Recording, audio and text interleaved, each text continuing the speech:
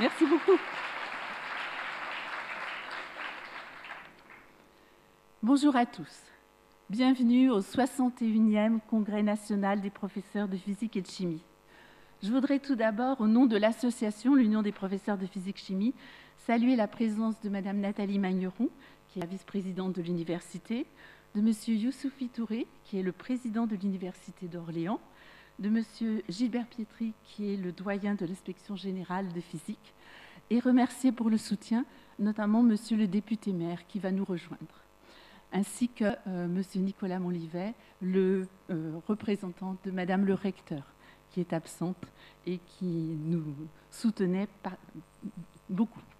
Je voudrais également vous remercier de votre participation nombreuse ce matin. Sans votre présence, pourtant en pleine semaine de vacances scolaires, votre intérêt et votre implication à tous, un tel événement ne pourrait pas avoir lieu. Comme vous le savez peut-être, chaque année, une ville différente accueille notre congrès. Cette année, nous avons la chance de nous retrouver à Orléans. Et nous vous proposons de réfléchir autour du thème « Science et transparence ». Pourquoi ce choix?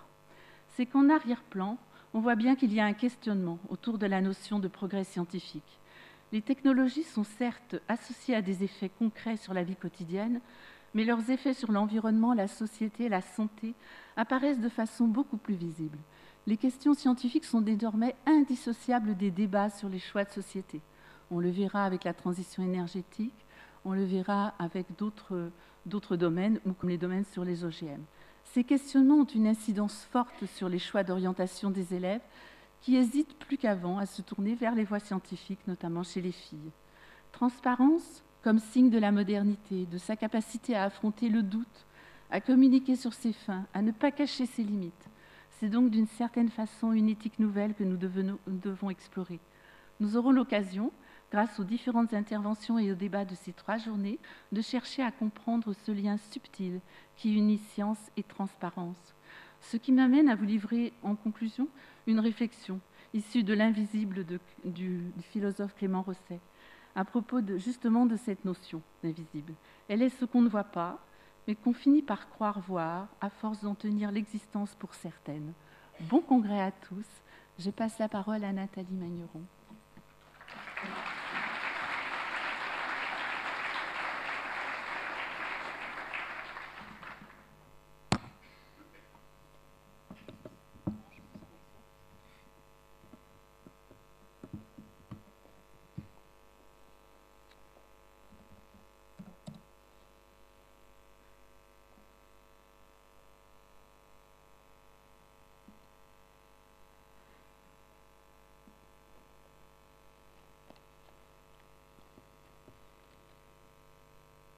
Donc, bonjour à tous. Donc, on a souhaité dans un premier temps vous présenter un projet qui est le projet Édifice, qui a été porté par l'université, d'Orléans, le CNRS, le BRGM, en partenariat avec 3 lycées orléanais, le lycée Benjamin Franklin, le lycée Potier et le lycée Voltaire.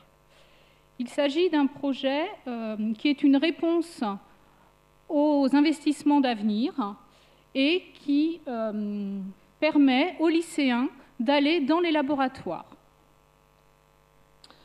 Donc l'objectif, quels sont les enjeux et les ambitions de ce projet? C'est de penser la formation du Bac-3 au Bac+8 en termes de continuum de formation à partir de l'excellence scientifique au niveau des laboratoires, mais également au niveau de la formation. Donc c'est bien faire découvrir aux élèves de lycée cette excellence scientifique à travers le monde de la recherche et de permettre aux lycéens et aux étudiants de concevoir le diplôme universitaire comme une étape d'un parcours et non pas comme une finalité en soi. C'est également l'occasion de penser l'orientation des élèves comme un choix maîtrisé et non pas un choix par défaut.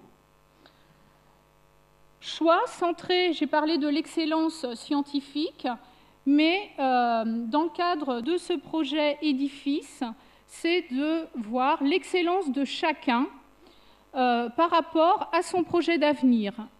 Et ça se fait dès la classe de seconde, donc dès le bac-3.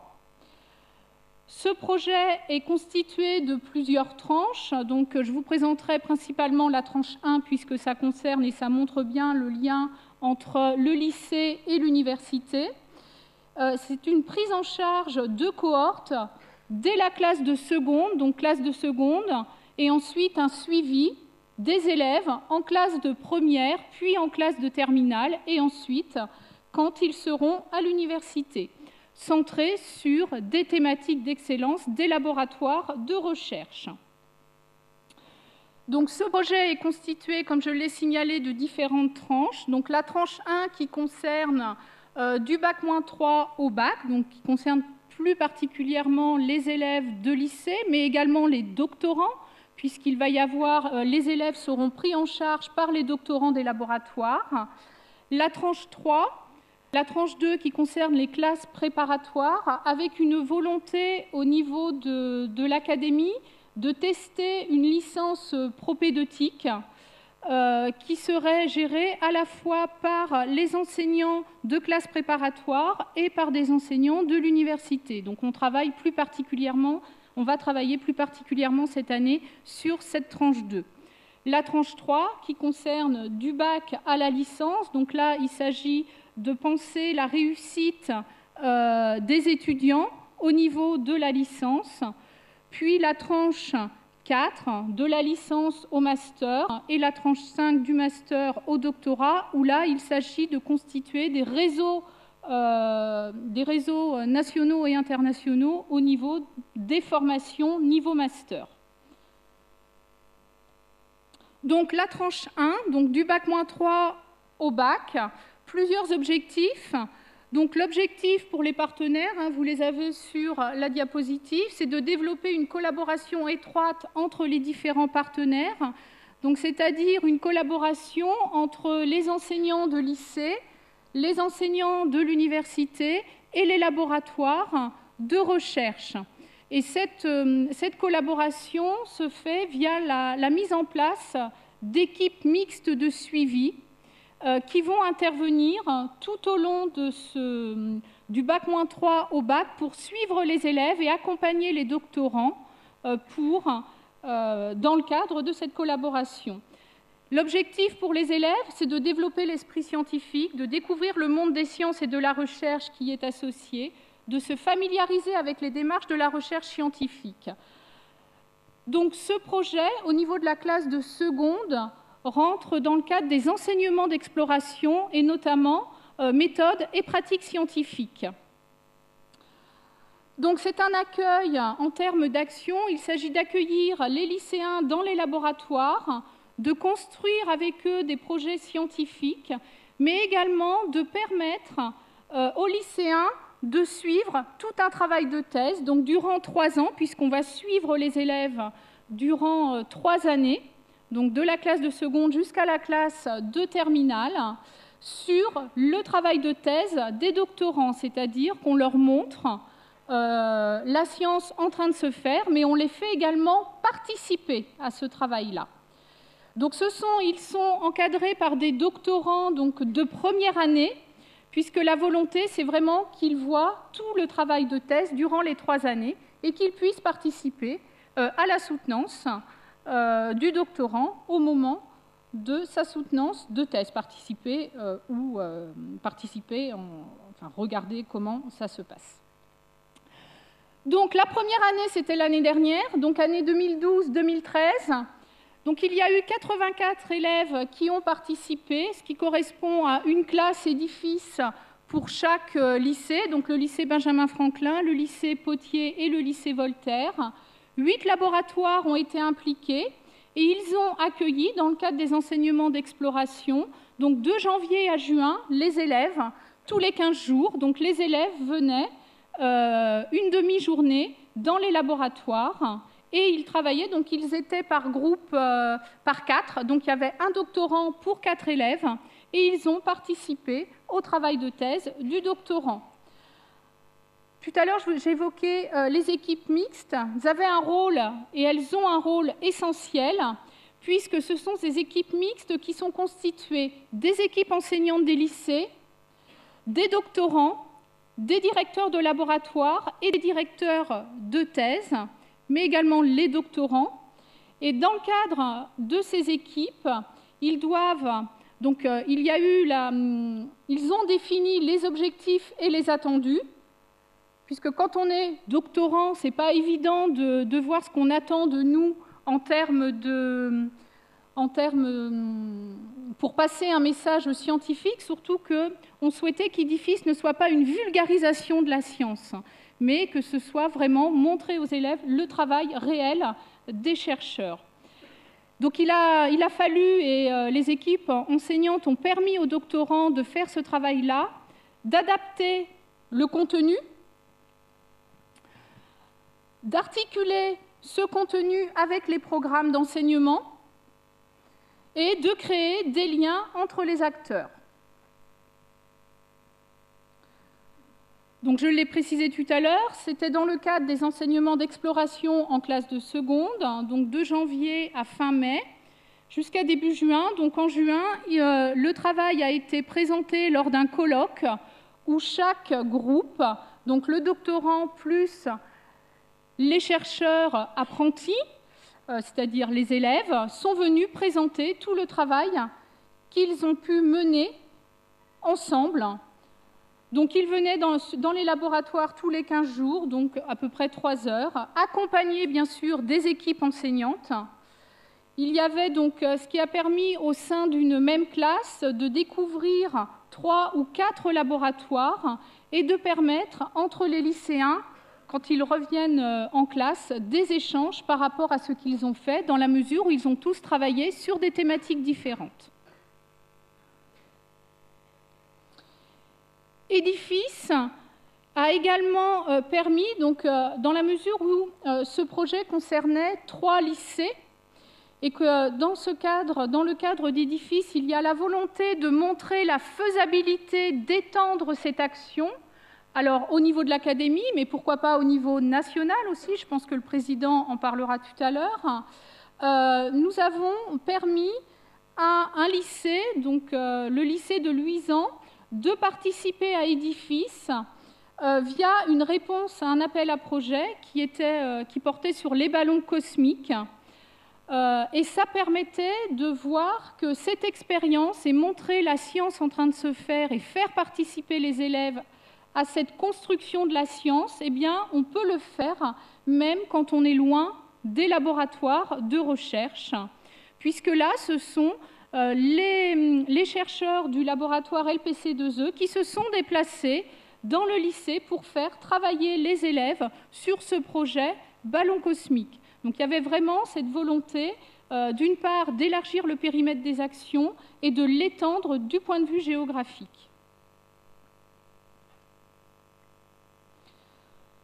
Pour cette année 2013-2014, l'aventure se poursuit. Donc on redémarre avec des classes de seconde encore et des doctorants de première année, mais on poursuit avec les élèves qui étaient en classe de seconde l'année dernière et qui, cette année, sont en classe de première et qui souhaitent poursuivre l'aventure Edifis, car ce n'est pas une obligation.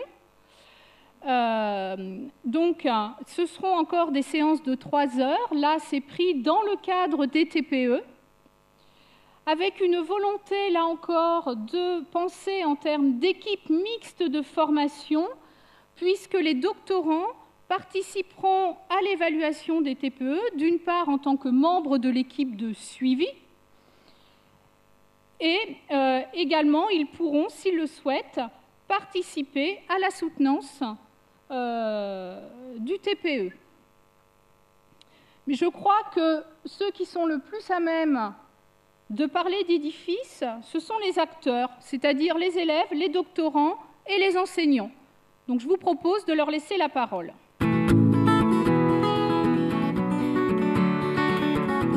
Si vous êtes intéressé par les sciences et que vous avez envie d'apprendre un peu plus sur la recherche et tout, c'est un bon moyen d'apprendre plein de choses en prenant plaisir. Il est venu nous apporter quelques réponses aux questions qu'on avait.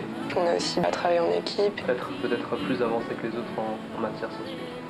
Edifice, c'est bien pour découvrir le monde de la recherche et voir comment les doctorants travaillent et apprendre de nouvelles choses. On a commencé, comme disait Adèle tout à l'heure, par la base.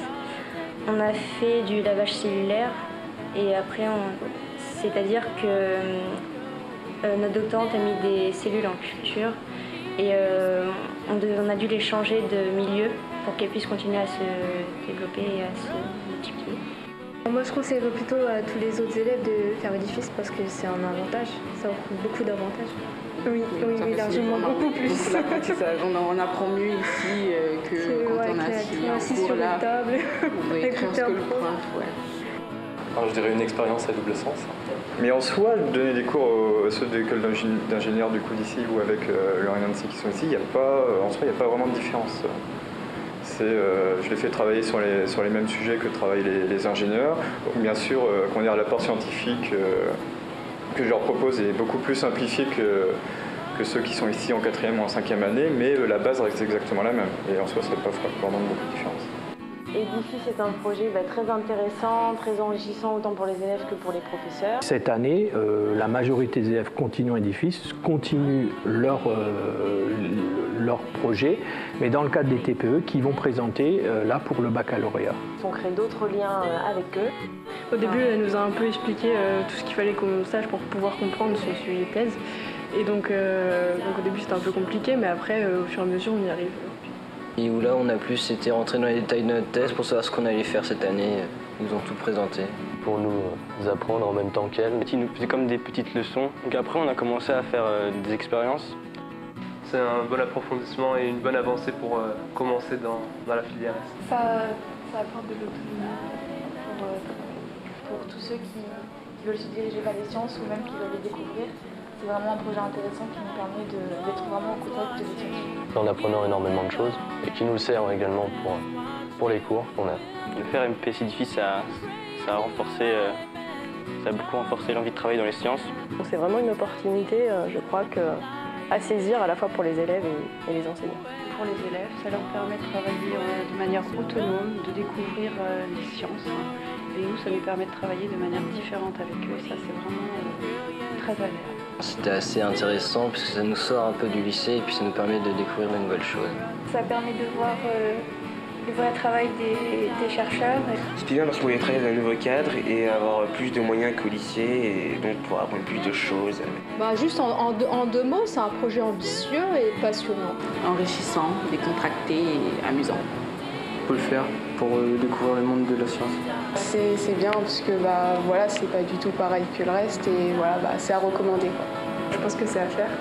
Edifice, c'est intuitif tout en étant fun et sympa. Et c'est cool.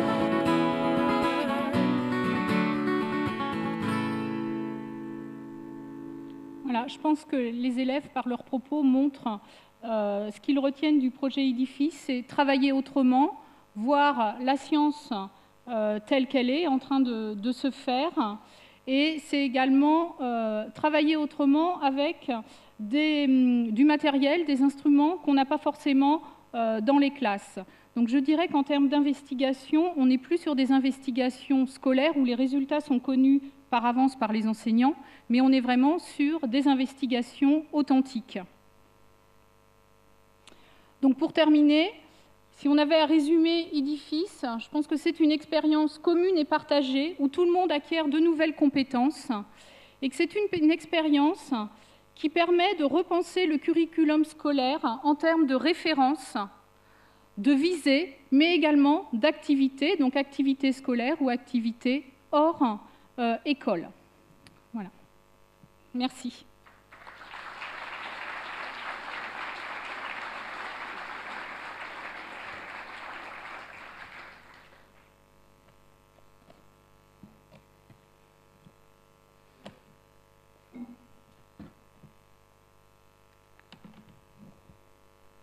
Voilà, nous donnons la parole à M. Youssouf Pitouré, le président de l'université. Je signale que M. Grouard, comme il nous accueille ce soir, qui est le député maire d'Orléans, ne viendra pas. Hein, donc je peux lui piquer quelques minutes de parole. Merci. merci à Madame Cellier, parce que je me rappelle, là, il y a 2 ans ou 1 an et demi, quelque chose comme ça, vous êtes venu me trouver avec Michel Griot. À l'époque, j'étais en pleine écriture finale d'édifice, et donc je disais que ça tombait bien, parce que avoir le lien avec ce que j'appelle le continuum du fluide de savoir, c'est quelque chose qui est très important pour nous, donc c'est évidemment avec plaisir, et aujourd'hui avec, j'allais dire presque fierté que je vous accueille, parce qu'avoir une communauté telle que je vois aujourd'hui de physiciens, alors souvent on chamaille, mais enfin bon, la physique est quand même un peu la mère des sciences dures, et donc avoir cet honneur d'ouverture d'un congrès de ce type-là, c'est vraiment un plaisir. Alors je me suis dit, comme c'est la physique, je vais leur parler de diffusion. La physique au sens générique quand même, hein. Je sais bien qu'il y a la physique-chimie, mais je vais leur parler de diffusion. Diffusion historique, c'est-à-dire que quelque part, là, vous êtes aujourd'hui à Orléans qui est quand même la 3e université historique au sens, la 3e université de France en création.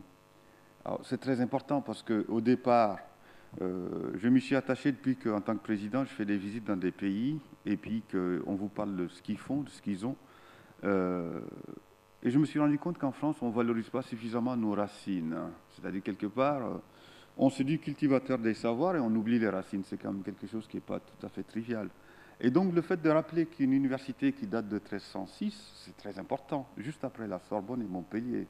Et donc, ça, c'était quelque chose que, du coup, maintenant, j'ai appris, et j'y suis, on y est, pardon, au niveau de l'Europe, des universités qui sont avant 1500. Hein.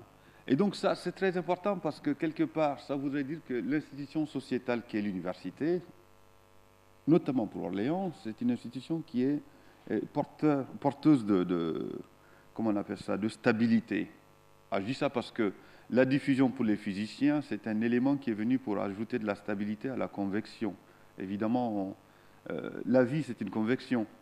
Et la diffusion permet d'avoir de la stabilité. Et pour ceux qui voient ce que je veux dire, la diffusion, c'est le fait qu'il y a des éléments du futur qui se mélangent un peu avec les éléments du passé à l'instant qu'on est. Ou si vous mettez ça en surface ou en espace, vous tombez sur la définition du coefficient de diffusion, du nombre de quantité de quelque chose par élément de surface et de temps. Et donc, cette stabilité qu'est la diffusion, opérationnellement, c'est l'une des origines de l'édifice. Alors, avec Madame le recteur, je pense qu'on va aller plus loin. Je dis bien Madame le recteur parce qu'on a eu la chance de fonctionner avec le rectorat ici de manière très, très intégrée, j'allais dire. C'est-à-dire qu'on a vu bien ensemble qu'on a un vrai continuum. Nathalie Magneron, qui vous a présenté l'édifice, vous a pas dit, on a dit qu'elle est vice-présidente. Mais elle est vice-présidente de quoi? Elle est vice-présidente à l'université du continuum Bac-3, Bac+3. Et on est parti sur le fait du Bac+3, Bac+8. Alors, évidemment, quand on parle de diffusion, on parle de symétrie. Il n'y a pas de symétrie quand on prend du Bac-3, Bac+3. Par contre, il y a Bac+8, voire Bac+12. Par contre, il y a une symétrie. Il y a une symétrie parce que si vous vous rappelez bien, que ce soit ici en France ou au niveau européen, pour ne pas dire mondial, la volonté de toutes les sociétés c'est de faire en sorte qu'au niveau d'une certaine tranche d'âge, on atteint au moins 50%, encore une symétrie, d'une tranche d'âge qui est la licence. Donc la licence, c'est plus qu'un diplôme, c'est une constitution sociétale. Donc le point de symétrie, c'est pas bac, ce qu'on a fait au départ, c'est la licence. Si la licence est le point de symétrie, vous faites 6 ans plus, vous tombez sur le Bac+12. Autrement dit, quelque part, ou Bac+9, quelque part, il nous faut construire cela, nous, universités, les organismes de recherche, les lycées et les rectorats, en gardant à chacun son authenticité, sa compétence, pas forcément de mélange, de l'ajout, hein, la complémentarité pour faire cette continuité, ce continuum. Diffusion, enfin, diffusion des savoirs. Il est clair que le fait qu'on puisse associer dans ce type de congrès, j'ai vu quelques chercheurs que je connais au niveau des labos ici, en dehors de Nathalie bien sûr, mais je parle de physiciens, j'ai vu évidemment vous-même, ça veut dire quelque part ce continuum des porteurs de ces créations de savoir du Bac-3 au Bac+8 se pose. Donc ce continuum de savoir, cette diffusion de savoir, c'est très important. Alors, je ne parle pas des élèves, parce que nous sommes passés dans l'espace formation tout au long de la vie. Donc évidemment, si je dis aujourd'hui qu'il n'y a plus d'élèves ni d'étudiants ni de profs qu'on est en continuum, je tricherais. Mais enfin bon, je pense que même à ce niveau-là, il y a de la diffusion. Il y a de la diffusion parce que je pense que ceux qui sont chercheurs aujourd'hui, ceux qui sont enseignants, ceux qui sont chercheurs, sont forcément en train d'apprendre, parce que je disais aux élèves, les chercheurs tout à l'heure, les doctorants, comment j'essaie de leur convaincre qu'il fallait qu'ils fassent leur thèse avec des gamins. Parce qu'en fait, faire une thèse, ce n'est pas trouver. Faire une thèse, c'est chercher. Et quand on cherche, c'est la question qui est plus importante. Et alors pourquoi la question, on pourrait la poser mieux quand on sait que quand on ne sait pas? Elle est mieux définie, mais c'est toujours de poser une question. Donc les gamins, comme ils ne savent rien, ils peuvent poser des questions, donc ils peuvent faire de la recherche. Donc il ne faut pas qu'ils aient peur des gamins pour faire de la recherche avec. Il ne faut pas qu'ils aient peur, eux, de faire de la recherche eux-mêmes, parce qu'on ne leur demande pas de trouver, on leur demande de chercher, autrement dit de trouver une question, après une question, après une question, pour le fait que nous soyons tous là. Dernier élément, une diffusion, un coefficient, une valeur. Et je pense que c'est une valeur que nous partageons tous, c'est la conviction de ce métier, c'est l'engagement pour ce métier. Et donc pour cela, je vous remercie et vous souhaite de bonnes journées, 2-3 journées dans la physique. Merci.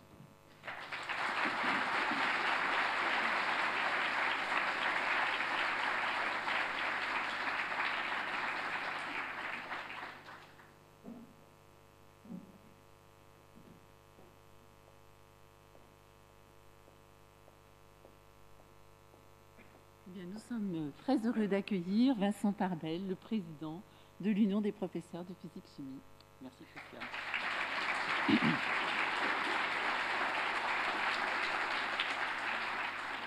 Monsieur le doyen, mesdames et messieurs les inspectrices et inspecteurs généraux, monsieur le président de l'Université d'Orléans, madame la vice-présidente, messieurs les inspecteurs pédagogiques régionaux, mesdames et messieurs, chers collègues, j'ai le grand plaisir de vous accueillir au nom de notre association au 61e congrès des professeurs de physique et de chimie organisé par l'UDPPC.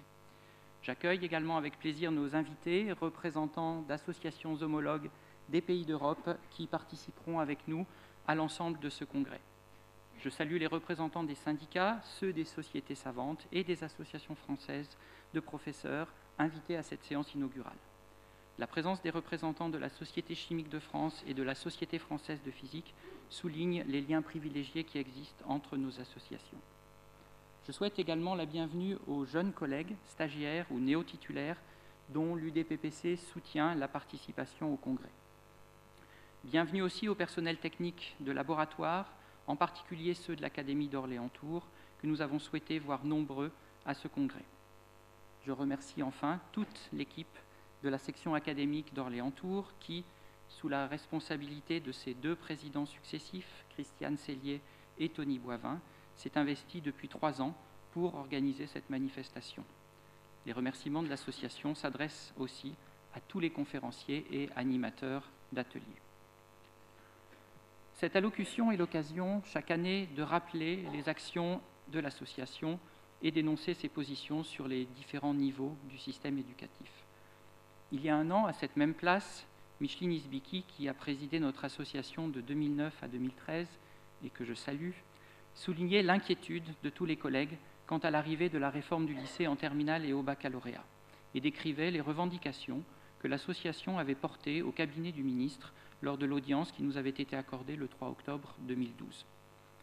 3 mois plus tard, l'évolution de la situation en série S, avec des élèves dépassés par les connaissances à acquérir dans un temps trop limité et des collègues en souffrance professionnelle, a poussé l'association à lancer une pétition. Nous y réclamions, entre autres, et dans l'urgence, une clarification des compétences exigibles dans le programme de Terminal S et des allègements de ce programme en vue du baccalauréat tout proche.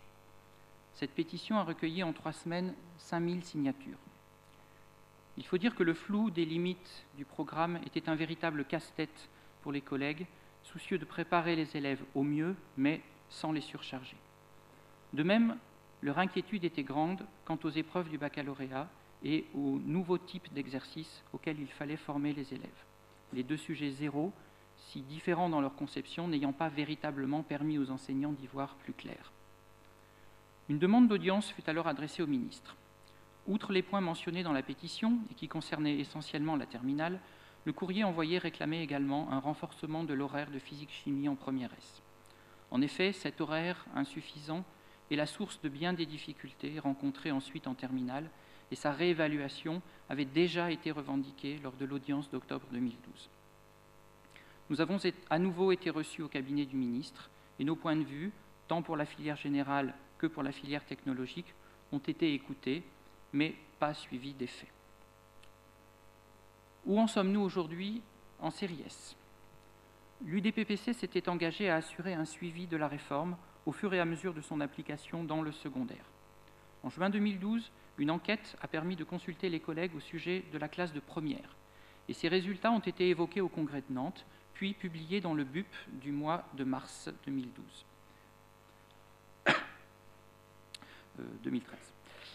320 collègues ont pris le temps de répondre, en exprimant parfois avec détail leurs difficultés et celles de leurs élèves. Cette année, c'est le niveau terminal qui était évalué.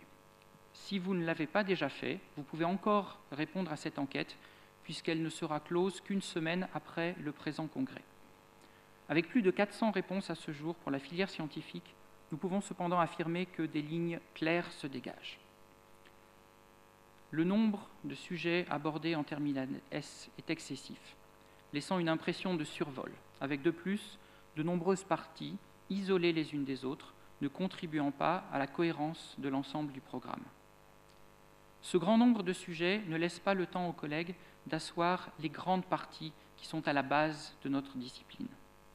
Ces collègues considèrent à 97% qu'ils vont trop vite pour les élèves, en particulier sur la mécanique classique, la thermodynamique, mais aussi les réactions acido-basiques. Une nette majorité de collègues estiment que ce programme induit moins d'activités expérimentales et moins d'exercices que précédemment. Le flou des limites du programme de terminale est dénoncé par 88% des enseignants, ce qui rend, comme nous le disions, la préparation au baccalauréat périlleuse et source d'inquiétude. Concernant la cohérence des programmes, la difficulté majeure relevée est le fait que celui de terminale ne peut pas s'appuyer sur celui de première S. Forte de ces résultats et d'autres constats que je mentionnerai tout à l'heure, l'UDPPC s'est à nouveau adressée au ministre de l'Éducation nationale dans un courrier dont vous trouverez prochainement le texte sur le site de l'association et dans le BUP de novembre. Il apparaît en effet comme impossible de maintenir un niveau décent de formation en physique-chimie sans réévaluer l'horaire de première S.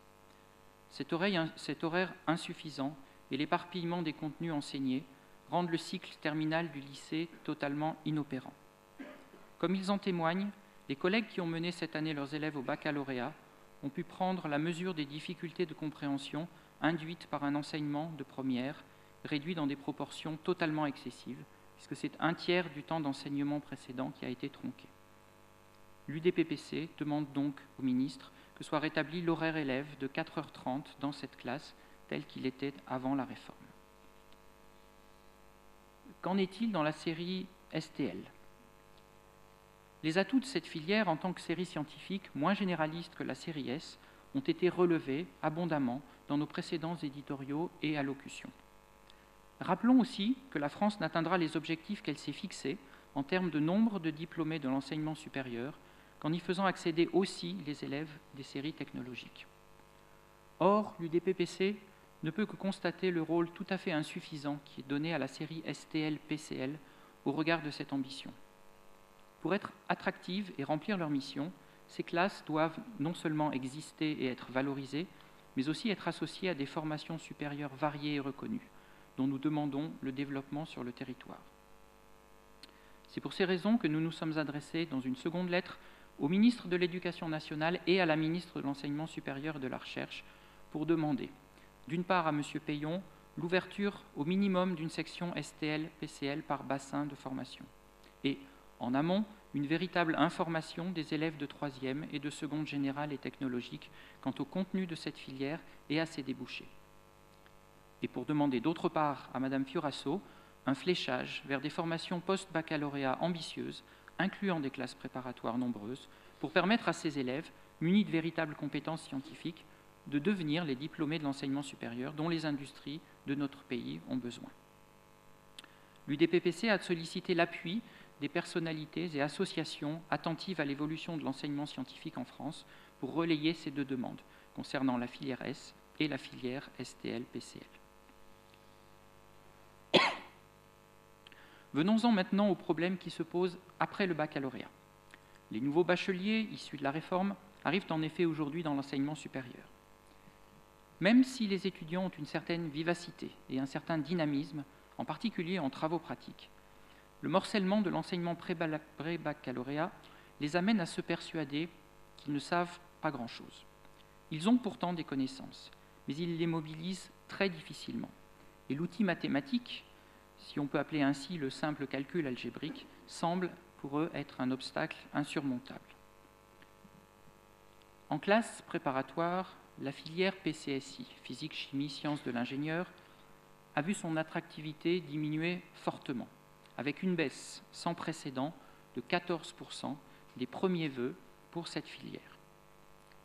Les commissions de recrutement dans les lycées sont allées chercher leurs élèves beaucoup plus loin dans les classements, et les élèves aux mentions bien et très bien au baccalauréat ont préféré la filière MPSI, maths, physique et sciences de l'ingénieur. Tous ces éléments apportent une preuve supplémentaire que le rapport des jeunes à notre discipline s'est fortement dégradé. Comme elle s'y était engagée, l'UDPPC va poursuivre cette année au niveau Bac+1 l'évaluation de cette réforme, tout comme elle va aussi être très attentive au déroulement de cette seconde année de terminale rénovée. J'ai mentionné en introduction la participation à notre congrès des personnels de laboratoire. Les enseignants ne pourraient pas, seuls, faire leur travail aussi efficacement sans leur appui.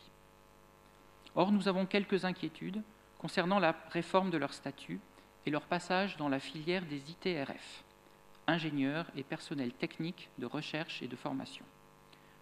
L'UDPPC regrette des inégalités dans la gestion des carrières de ces personnels. En théorie, ce statut leur permet de choisir de travailler en université ou en lycée. Mais si, à Paris, il y a une vraie perméabilité entre les lycées et l'université, ce n'est pas le cas en province, même dans les grandes villes. L'autre source d'inquiétude est qu'en fonction de la branche d'activité professionnelle dans laquelle ils ont été classés, SVT ou physique-chimie pour faire simple, les règles en termes de mutation ou en cas de suppression de poste ne sont plus les mêmes que dans l'ancien système, ce qui peut conduire à des situations très injustes. Enfin, nous demandons une information plus claire et plus précise de ces personnels sur la manière dont leurs postes sont gérés en termes de tours de mutation, en particulier en cas d'ouverture de poste, afin que ces collègues ne soient pas défavorisés dans leur carrière suite à un simple manque d'information. Parlons maintenant du collège et du premier degré. Au collège, l'enseignement par compétences commence à trouver sa place. Toutefois, les difficultés liées à sa mise en œuvre sont encore bien réelles. Après 7 ans d'expérience, rappelons que la réforme du socle date de 2006, l'UDPPC souhaite attirer l'attention sur 4 points de vigilance.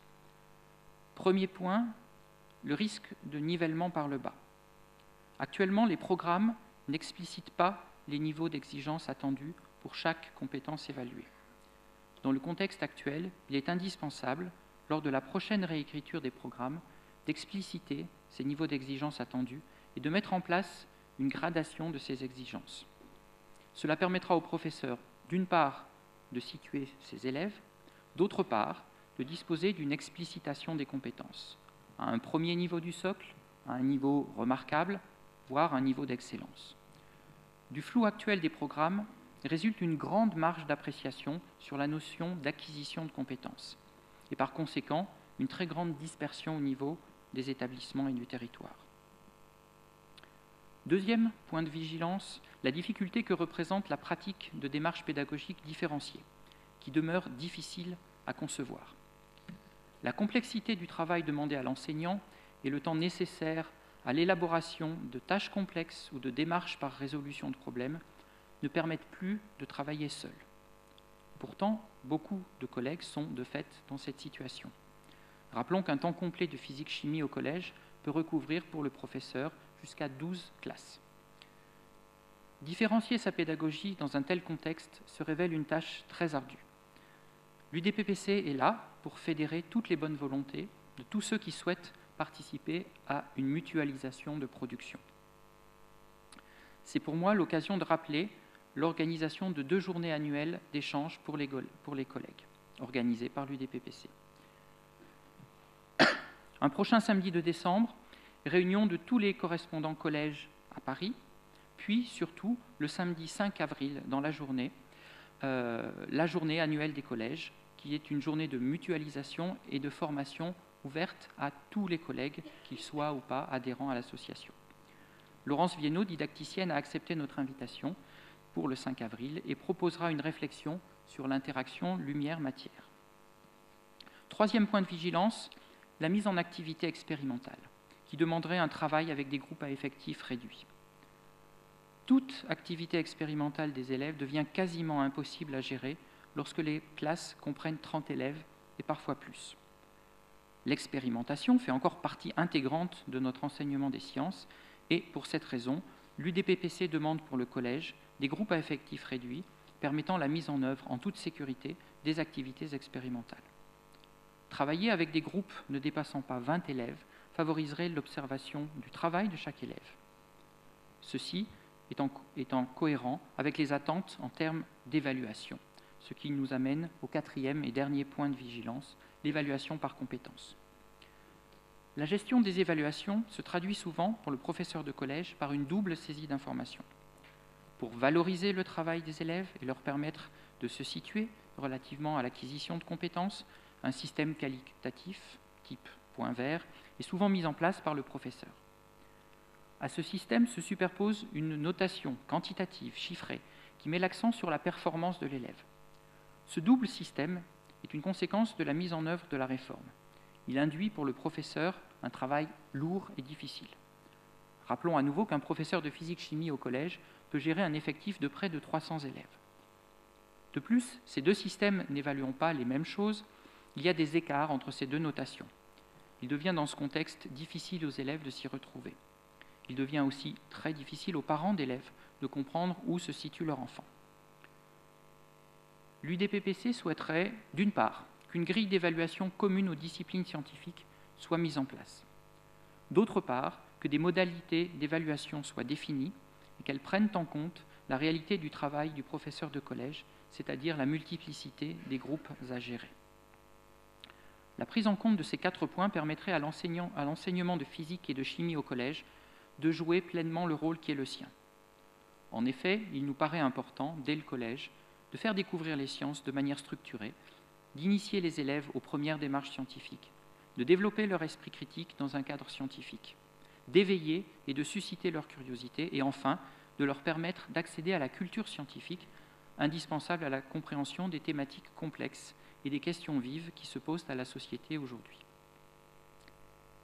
Mais cette sensibilisation aux sciences expérimentales et au raisonnement commence à l'école primaire et l'UDPPC souhaite également contribuer à y améliorer leur enseignement. Nous avons été reçus à l'Assemblée nationale vendredi 27 septembre par Madame Julie Sommaruga, députée et membre de la Commission des affaires culturelles et de l'éducation. Madame Sommaruga est rapporteure pour avis sur les crédits de l'enseignement scolaire du projet de loi de finances 2014. Le thème retenu pour avis était l'enseignement des disciplines scientifiques au primaire et au collège. Nous avons insisté auprès d'elle sur le rôle des sciences à l'école pour développer les capacités d'observation et de raisonnement des enfants. Mais cela n'est possible qu'avec des enseignants bien formés. Et l'UDPPC a pointé les déficiences dans les formations initiales et continues des professeurs des écoles et dans l'équipement en matériel et l'accompagnement de ces professeurs dans leurs classes. Nous préconisons 2 choses. Une formation initiale plus longue, avec le retour de licences pluridisciplinaires dédiées à l'enseignement au primaire, car l'année de M1 n'est pas suffisante à elle seule pour former les professeurs des écoles à leur futur métier. Ensuite, une formation continue digne de ce nom, avec dans chaque académie, comme c'était le cas en 2000 avec le plan sciences, une budgétisation en petit matériel et en postes de formateurs, afin que ceux-ci puissent redonner confiance aux professeurs des écoles qui n'ont souvent pas fait de sciences expérimentales depuis leur classe de première L.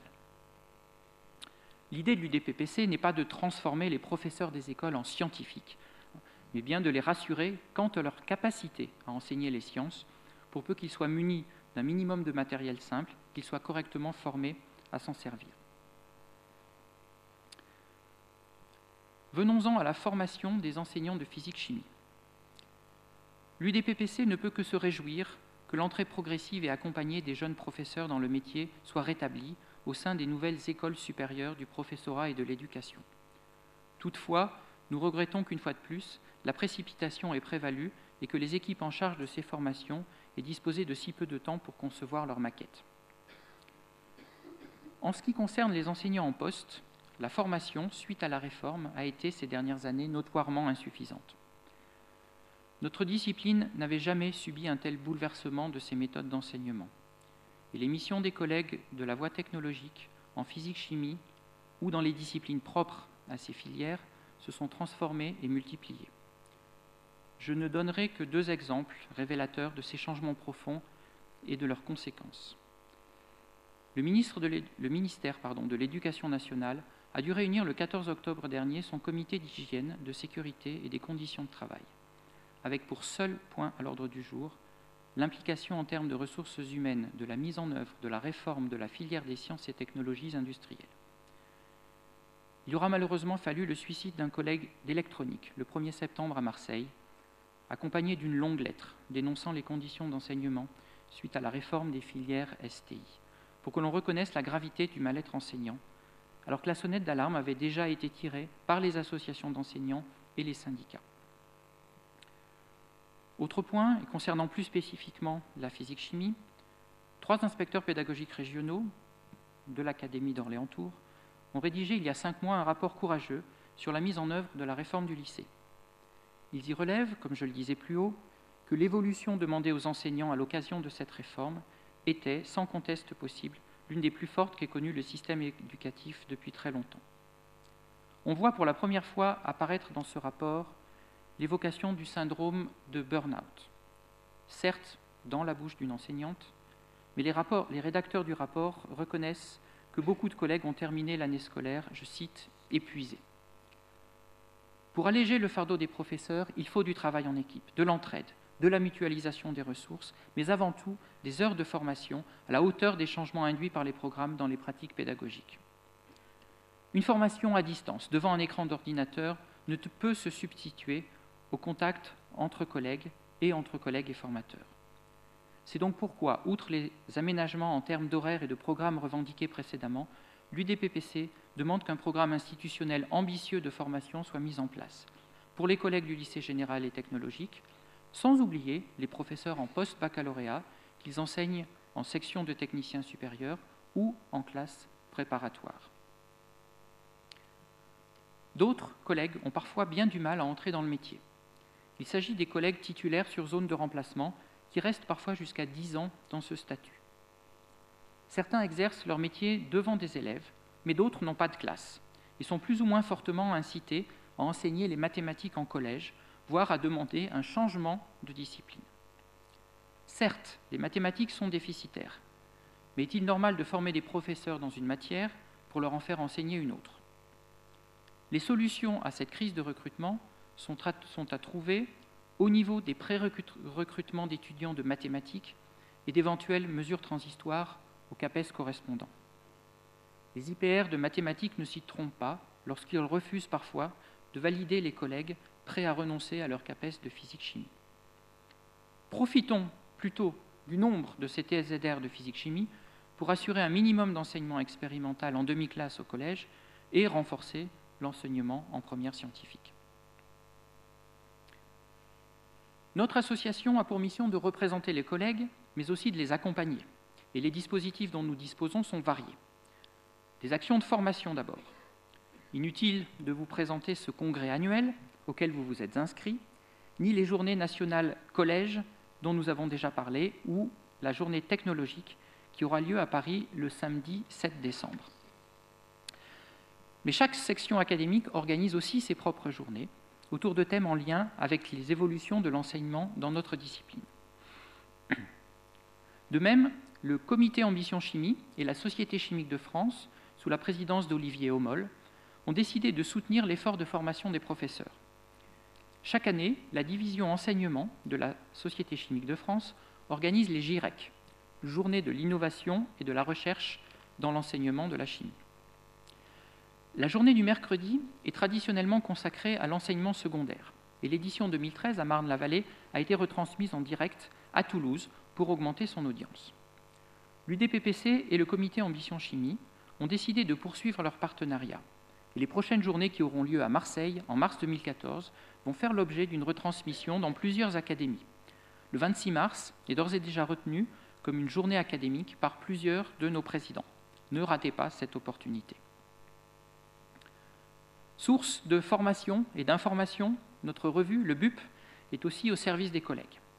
Les abonnés pourront découvrir sa nouvelle maquette en janvier 2014. Concernant les modes de consultation, nous vous rappelons que nous proposons depuis quelques années un abonnement numérique à la revue.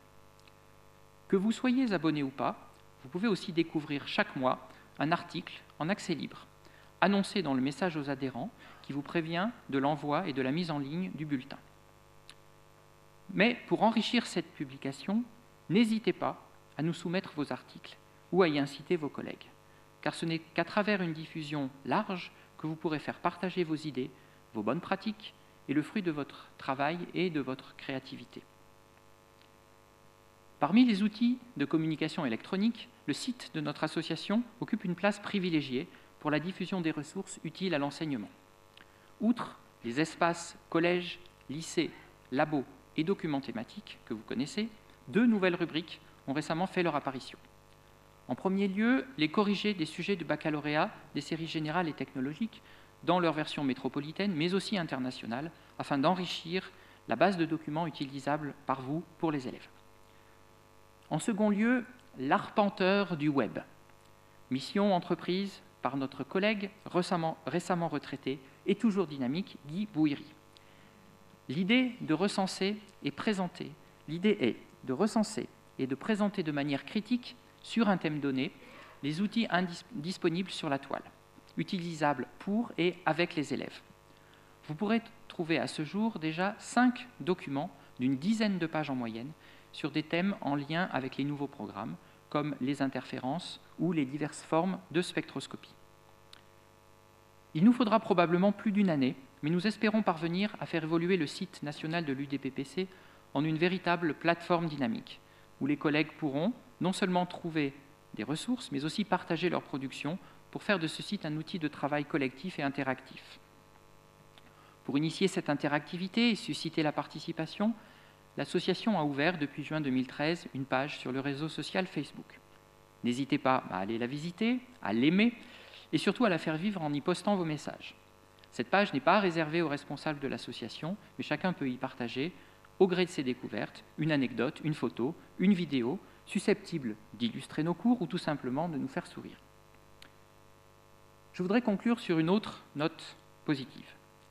Lors du dernier congrès de l'association, lors du dernier conseil de l'association, il y a 1 mois, nous avons accueilli 7 nouveaux présidents académiques. Ce renouvellement est un signe de dynamisme pour l'UDPPC et je voudrais inviter les participants ici présents qui le souhaitent à se rapprocher de leurs sections académiques respectives pour offrir un peu de leur temps aux équipes toutes bénévoles qui font vivre l'association. Enfin, je voudrais m'adresser aux jeunes collègues qui sont dans cette salle.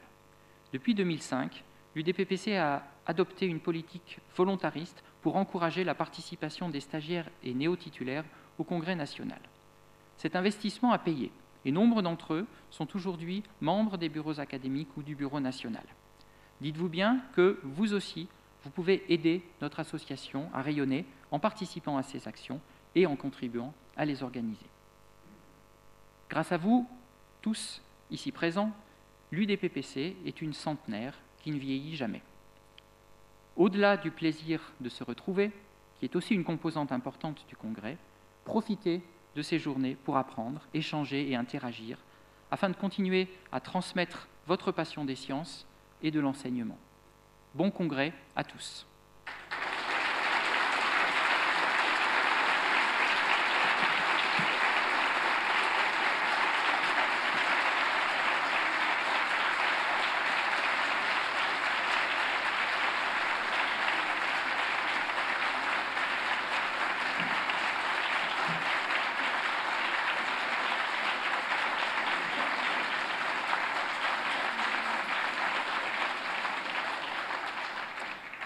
Monsieur Pietric, le doyen de l'inspection générale de physique, nous serons contents de vous entendre.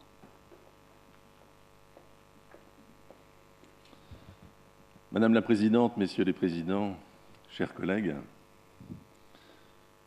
je voulais avant tout vous dire quel est le plaisir que j'ai à vous retrouver aujourd'hui. Et je devrais dire le plaisir que nous avons à vous retrouver, puisque nous sommes 4 inspecteurs généraux présents dans cette salle, Marie-Blanche Mourat, Anne Zibzak, Nicolas Billy et moi-même. J'aimerais rebondir sur les propos de M. Parbel pour vous dire qu'effectivement, nous avons des inquiétudes. Je les balayerai volontiers dans le sens inverse. Commencer par le premier degré. C'est vrai que la situation dans le premier degré n'est pas très bonne pour ce qui concerne l'enseignement des sciences et de la technologie. Lorsqu'on fait un bilan, on constate qu'il y a à peu près un tiers des classes qui pratiquent un enseignement avec une démarche d'investigation. Cette démarche qui permet de susciter de l'intérêt, de la curiosité au niveau des élèves. On sait bien que c'est à ce premier âge que ces choses se font sentir de manière très efficace. Alors on peut y voir plusieurs raisons, mais il faut faire changer les lignes. C'est un travail de longue haleine. C'est à la fois faire passer un message selon lequel, lorsque l'on fait des sciences, on apprend la langue française, on l'apprend à l'écrire, on l'apprend à l'oral. On apprend aussi à raisonner, lire, écrire, compter, raisonner, comme le disait Pierre Lénat. Et un deuxième message au niveau du premier degré, aussi lié, je soulignerai volontiers, sur la formation des enseignants qui exercent. 10% des enseignants du premier degré, des professeurs d'école, sont des scientifiques de formation au sens très très large du terme. Ça n'est pas du tout en relation avec les bacheliers scientifiques. Nous avons 37% des bacheliers scientifiques sur l'ensemble des bacheliers généraux et technologiques, et si on ajoute les bacheliers STL, STI, on arrive à 45%. Donc oui, ce n'est pas du tout la même proportion. Alors je comprends bien qu'il n'est pas nécessaire d'être scientifique pour être professeur d'école, mais ça aide à faire passer un message qui est notamment celui de la curiosité et de l'intérêt. Vous avez parlé du collège, Monsieur le Président. Il n'y a pas de physique en sixième, pas de physique-chimie, ça c'est un deuxième problème. C'est un deuxième problème qui nie à la continuité de l'enseignement entre le premier degré et le collège. Alors c'est vrai qu'aujourd'hui, de grandes réflexions sont en cours, que le socle est revisité, c'est un socle de culture, enfin, le socle commun de connaissances, de compétences et de culture, et que l'on peut attendre qu'effectivement, à travers les réflexions qui sont en cours, il y ait une revisitation non seulement des programmes, mais peut-être, je dis bien peut-être, je n'ai pas d'informations à ce sujet, on peut souhaiter que, d'une manière ou d'une autre, sous une forme ou sous une autre, la physique et la chimie se retrouvent enseignées en classe de 6e dans un cadre qui serait celui des sciences. C'est une vraie difficulté. Le lycée. Réforme du lycée. Oui, c'est vrai que j'y reviendrai de manière un peu plus approfondie à la fin de mon intervention, mais je voudrais vous dire dès à présent qu'il y a un véritable problème d'horaire au niveau de la classe de première. Quand on passe de 4h30 à 3h, c'est vrai que c'est une vraie difficulté. Un professeur que j'ai vu il n'y a pas très longtemps me disait « Mais pour moi, l'horaire de la physique-chimie au niveau de la classe de première S, c'est un horaire d'option. » Je lui ai dit « Pardonnez-moi, j'ai un devoir de réserve. » Mais c'est vrai que lorsque l'on compare 3 heures de physique-chimie en première S et que l'on regarde, deuxième clin d'œil, j'ai fait à l'instant, l'horaire de la physique-chimie en STL, physique-chimie de laboratoire, 16 heures. 16 ans en première, 19 heures en terminale. On est sur des champs quand même totalement différents. Et j'en profite d'ailleurs pour vous dire que pour l'inspection générale, une réflexion que nous avons déjà depuis longtemps, la filière STL est une vraie filière scientifique pour laquelle nous nourrissons les plus grandes ambitions. Bien sûr, poursuite d'études au niveau des sections techniciens supérieurs UT, comme c'est déjà le cas aujourd'hui, mais des poursuites d'études au niveau d'études longues, par exemple en école d'ingénieur. Donc, voilà ce qu'il en est pour le lycée. Alors, j'allais dire, nous avons une autre difficulté qui est liée à l'orientation en fin de terminale. L'Inspection générale a conduit une étude il y a un peu plus d'1 an. Vous trouverez d'ailleurs son rapport, il est accessible en ligne sur le site du ministère, où nous avons regardé comment se faisaient les orientations Et c'est vrai que pour les bacheliers scientifiques, si on particularise la filière S, on a les lignes ont bougé. Mais il faut que nous en soyons tous conscients. Les lignes ont vraiment bougé. Aujourd'hui, vous avez la moitié des bacheliers S, sur les donc 140 000 bacheliers S tous les ans, vous en avez la moitié qui font une poursuite d'études selon des filières dites sélectives. Vous en avez 22% qui vont dans les classes préparatoires traditionnelles, 8% qui vont dans les classes préparatoires intégrées, donc dans des écoles d'ingénieurs qui recrutent à Bac+0. Vous avez donc, là vous êtes à 30%, vous ajoutez 20% pour STS et UT, et les autres étudiants vont à l'université. Mais où vont-ils les bacheliers S? La moitié de ceux qui vont à l'université vont en PACES, première année commune aux études de santé.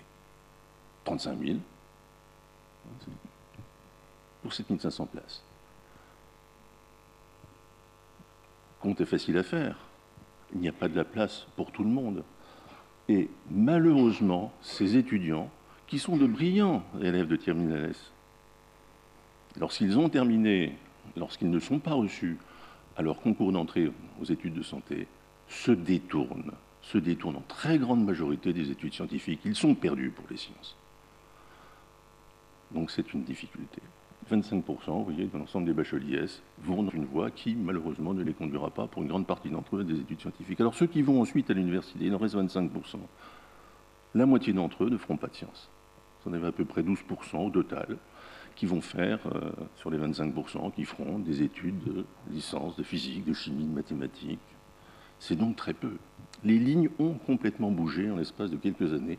Et ça, c'est un message que je voulais vous faire passer parce que lorsque l'on interroge les élèves de terminale ou de classe préparatoire ou du post-bac en première année, lorsqu'on leur dit « mais qu'est-ce qui a été prépondérant dans votre orientation ?» Ils nous disent « c'est avant tout, le conseil que nous ont donné nos professeurs. » Pour reprendre un raccourci qui, moi, m'avait frappé, ils nous disent « ce sont nos professeurs qui nous connaissent le mieux. » C'est normal.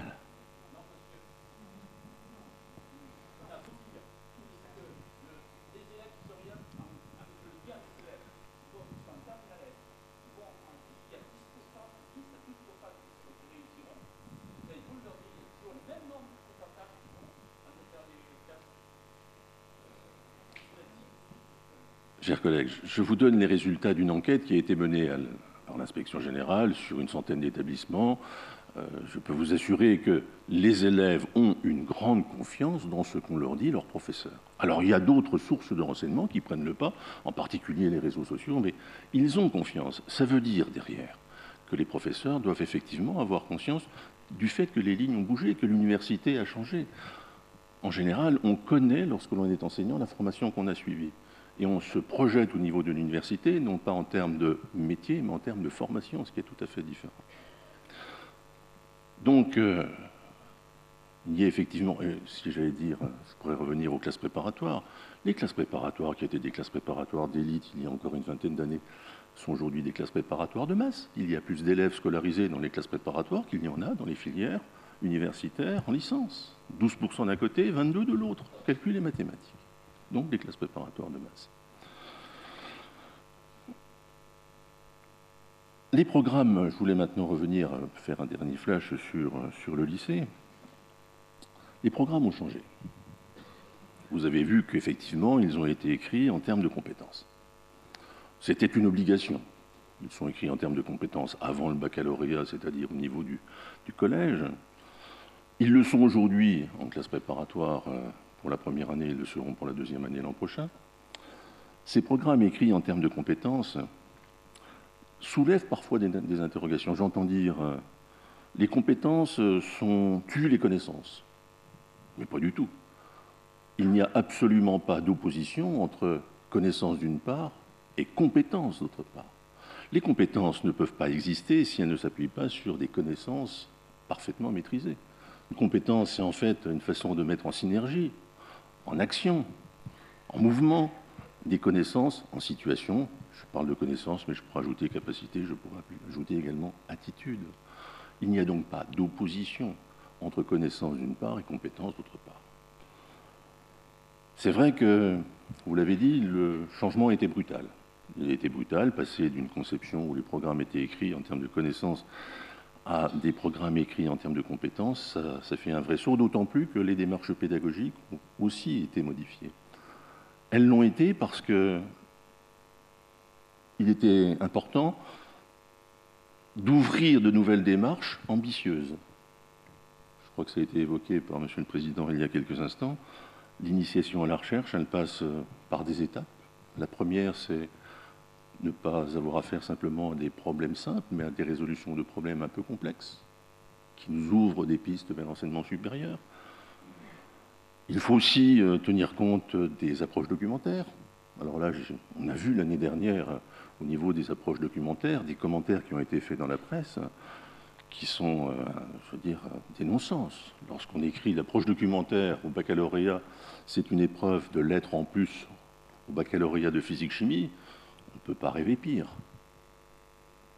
Nous voulons vraiment que l'épreuve documentaire soit une véritable épreuve scientifique. C'est-à-dire qu'à l'intérieur de cette épreuve documentaire, un élève qui n'aurait pas suivi la formation soit vraiment handicapé. Ce n'est pas du tout de l'extraction de connaissances qui sont fournies dans le document en question. C'est une épreuve scientifique. Et j'ajoute qu'il est vrai que le formalisme mathématique a été revu à la baisse. C'est presque une conséquence mathématique des diminutions de programme, mais indépendamment de cela, il faut continuer à être exigeant sur le plan du raisonnement. Le raisonnement doit trouver toute sa place, avec pas forcément une argumentation scientifique comme on l'a développée, mathématisée dans le passé, mais avec des parties qui s'y prêtent tout de même fortement, qui permettent d'avoir des raisonnements de manière à ce que les élèves puissent avoir une véritable démarche scientifique, avec notamment la composante expérimentale dont on connaît l'importance qui a été soulignée.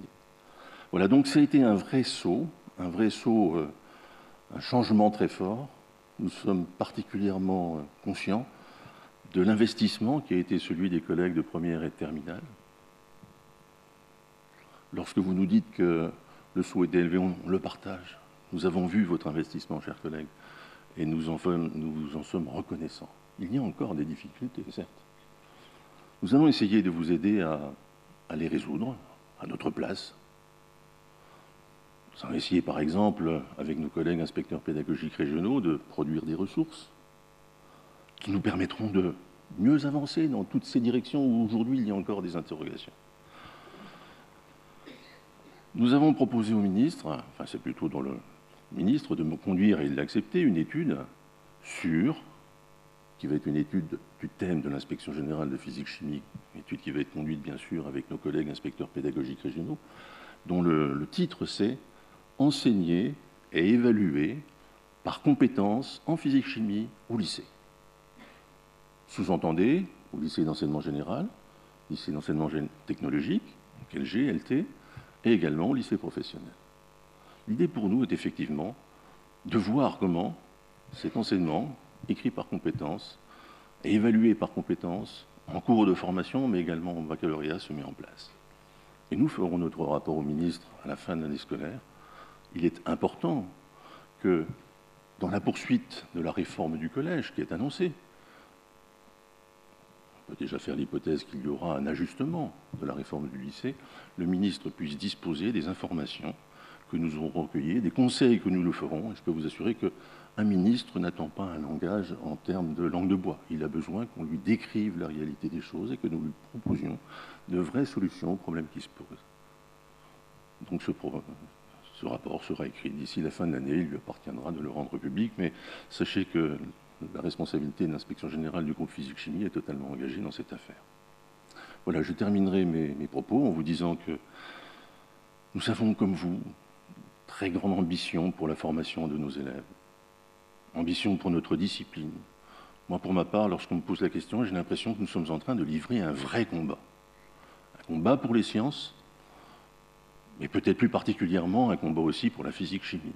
C'est une discipline qui, on le voit bien, a subi un certain nombre qui a été, au sujet desquels les difficultés ont été soulignées. Donc nous devons assurer cette formation scientifique en physique-chimie de qualité, avoir cette ambition pour nos élèves, redonner à nos élèves confiance dans les chiffres qui étaient annoncés montrent bien que En physique-chimie, il y a eu quelques interrogations. Il faut redonner confiance aux élèves. Nous comptons vraiment sur vous. Nous devons former une équipe.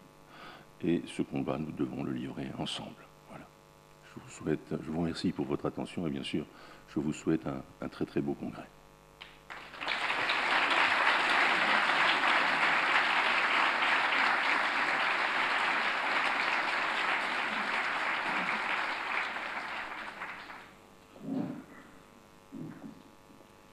Monsieur Nicolas Molivet, qui représente Madame le recteur de l'Académie d'Orléans-Tours. Merci Madame Cellier, merci Christiane. Je vais intervenir finalement à double titre. Ce n'est pas facile puisque je dois représenter Madame le recteur qui s'excuse de ne pas être présente et puis suite aux discours qui ont été tenus d'une part par le président de l'UDPPC et par Gilbert Pétric, doyen de l'inspection générale, l'IAIPR de physique-chimie souhaiterait aussi dire quelques mots et donc deux moments peut-être dans mon discours, mais deux moments qui ne s'opposent pas, rassurez-vous. Alors, au nom de Madame le recteur qui s'excuse de ne pas être présente, Madame le recteur est très attachée évidemment à la discipline sciences physiques, elle-même issue d'une discipline proche, puisque Madame le recteur est mécanicienne et a enseigné pendant de nombreuses années la mécanique. Au nom de Madame le recteur, je souhaite bien évidemment remercier l'Université d'Orléans. Je trouve qu'il est tout à fait exemplaire et en même temps, cela reflète bien la politique que Madame le recteur mène dans l'Académie, d'un travail conjoint autour du continuum Bac-3, Bac+3, Bac-3, Bac+8, comme le président Touré l'a présenté. Les liens sont forts, je crois, entre l'Académie et l'Université. Il y a évidemment un gros travail qui a été mené l'année dernière et qui continue à être mené cette année autour de la construction de l'ESP, puisque bien évidemment, il y a interpénétration du premier degré, second degré et de l'enseignement supérieur autour de la rénovation, de la formation des enseignants, cela va de soi. Je travaille aussi en tant que responsable du service de la formation continue et donc Nathalie Magneron comme Youssoufi Touré sont des interlocuteurs très réguliers que nous avons pour mener à bien la construction de l'ESP dans l'Académie. Autre lien entre l'université et le rectorat, autre lien autour des sciences. J'aimerais citer l'IRES, Michel Griot ici présente, qui était président de l'IRES, qui reste encore président de l'IRES pendant quelques temps et avec des liens très très forts, donc une IREM scientifique qui va au-delà des mathématiques, avec des liens très forts avec la physique-chimie et depuis de nombreuses années un soutien, un accompagnement dans le montage des journées académiques de l'association UDPPC. Je crois que c'est assez exemplaire que cette association trouve un écho favorable au sein de l'université. Et puis, on n'en a pas encore parlé pour l'instant, mais l'ouverture d'une maison de la science qui a été décidée il y a quelques semaines. Donc, je crois que ça va être la 5e maison de la science au niveau national. Et pour répondre à des observations qui avaient été faites par votre président, pour prolonger également les propos du doyen Piétric, cette volonté forte de renforcer la formation continue ou le développement professionnel, mais formation continue professionnelle des enseignants du premier degré et du collège, parce qu'il semble absolument fondamental pour l'Académie des sciences et dans le cadre du grand emprunt de dynamiser. On a bien vu qu'il y avait un levier très important pour la dynamisation de notre pays, la dynamisation de l'enseignement des sciences, de se focaliser sur le premier degré, sur le collège, par des apports scientifiques de haut niveau construits et conçus par des enseignants de l'enseignement supérieur qui sont mis à disposition d'enseignants du premier degré, du collège, pour être capables de décliner la démarche scientifique, la formation à la science dans le premier degré, au collège. Bien évidemment, les inspecteurs au sein de l'Académie d'Orléans-Tours ainsi que le service de la formation continue du rectorat d'Orléans-Tours vont vraiment conjointement travailler pour que cette maison de la science soit complètement associée, je dirais, soit au cœur de la dynamisation de l'enseignement des sciences, que ce soit dans le premier degré que dans le collège. Donc des liens très très forts entre le rectorat d'Orléans-Tours et l'université. Au nom de Madame le recteur, je remercie également le doyen de l'inspection générale de sciences physiques et chimiques fondamentales et appliquées, ainsi qu'à 3 de ses collègues d'être présents ici. Je crois que c'est assez rare que nous ayons en même temps 4 inspecteurs généraux de sciences physiques dans l'Académie. Peut-être que ce n'était pas arrivé depuis 26 ans. Et donc c'est bien que ce congrès permette aux plus hauts représentants de notre discipline d'être présents ici aujourd'hui. Et donc au nom de Madame le recteur, je les remercie d'être venus à Orléans. Je crois qu'il est important pour des professeurs de sciences physiques, pour tous les professeurs, mais pour les professeurs de sciences physiques, d'être remis en contact avec leur discipline, avec leur cœur de la discipline. Je trouve que c'est très très intéressant que des spécialistes de très haut niveau puissent et viennent parler de votre discipline, de notre discipline aujourd'hui. Et je crois que c'est quelque chose qui est absolument incontournable et c'est une réflexion que l'on a dans les plans académiques de formation, c'est comment, au-delà de l'accompagnement des programmes, au-delà des évolutions pédagogiques nécessaires à mettre en place, travailler avec la source de la connaissance et de comment travailler avec l'université. Alors, je voudrais aussi remercier évidemment l'UDPPC. Madame le recteur a reçu plusieurs fois le comité d'organisation académique de l'UDPPC. Donc, je tiens en son nom à remercier Madame Cellier, à remercier Monsieur Boivin, professeur de sciences physiques, qui va succéder à Christiane pour l'Académie d'Orléans-Tours.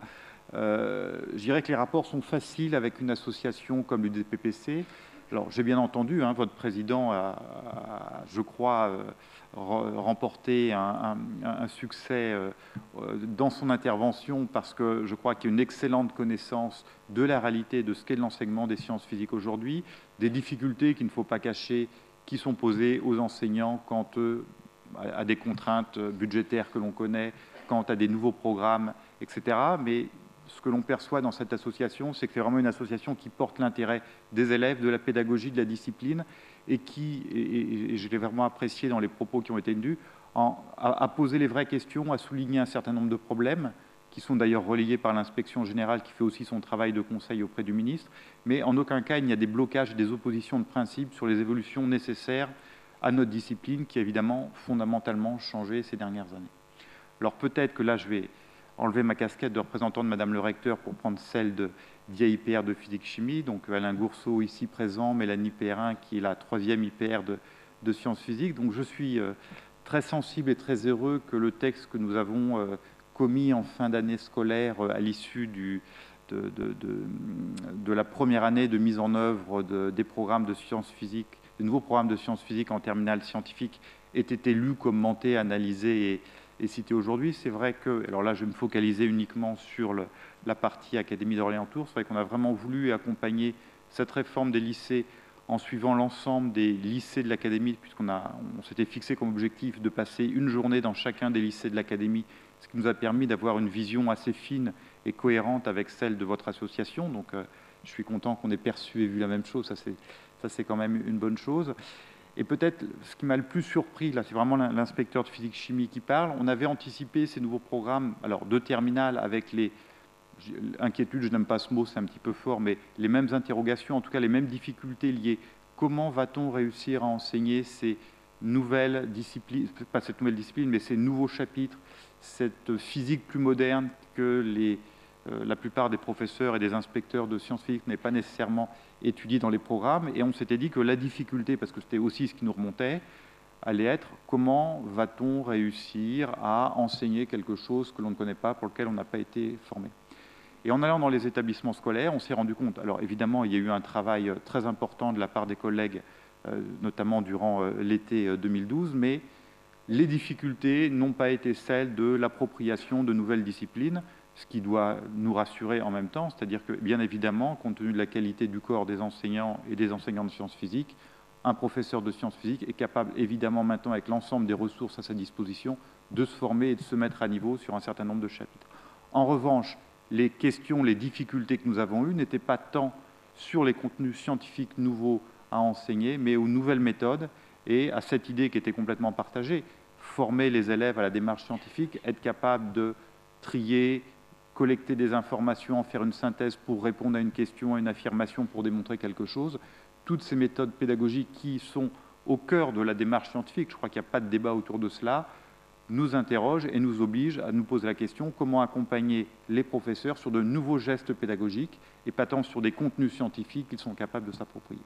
Donc là, je m'adresse plus particulièrement à mon niveau de responsabilité vers les collègues de collège et de lycée. Je crois qu'on a vraiment pu et mesurer ces dernières années la qualité des enseignants de cette académie, pour ceux que je connais, aussi bien en collège pour l'appropriation du socle commun de connaissances et de compétences, et là c'est cité dans tous les rapports, les sciences physiques font vraiment partie des disciplines qui ont le plus porté le socle non pas en tant que SOC, mais qui ont réussi à intégrer la logique du SOC et la logique des compétences dans leur propre enseignement.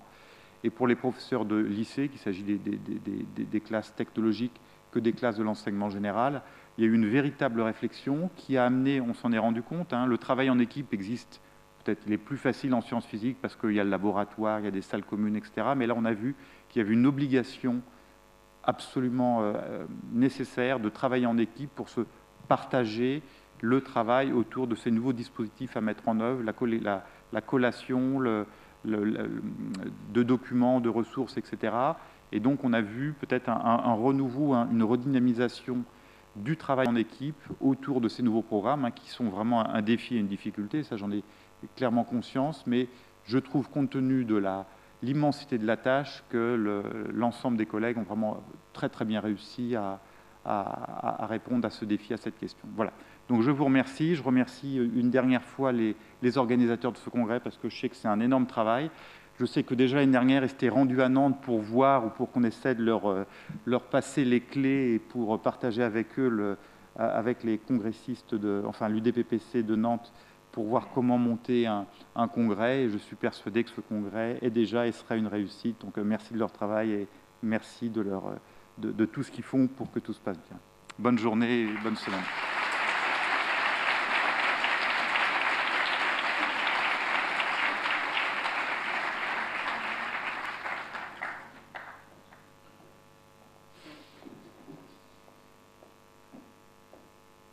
Eh bien, nous vous remercions beaucoup d'avoir ouvert ces journées.